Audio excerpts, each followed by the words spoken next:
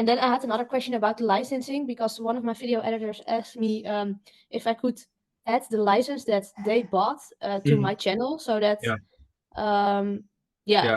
So I saw it in don't get school and any actually had to copyright put it issues. in my notes here.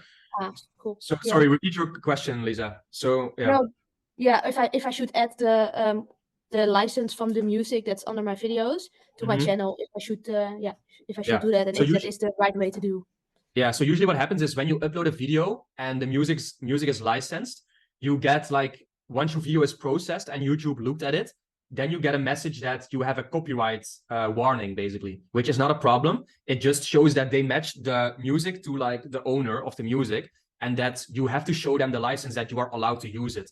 So you either have a copyright-free music and then you just have to appeal it and say you have the license and it's free to use. Sometimes they do ask you to put the song of the artist and the video, the name of the song and the artist in your video description.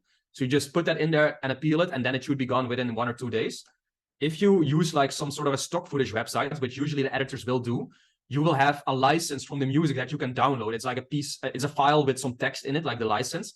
Then you just appeal it and say that you have the license, and then you copy paste the license in your appeal, basically. And then after 1 or 2 days, it will be gone too. All right?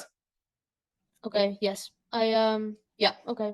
I think I understand that. Once I will do it, I probably have some questions, but for now, I think it's yeah. So basically, you just upload your video, then you probably will get a copyright warning from the music, and then you just appeal it and input the license text into that video appeal. Okay?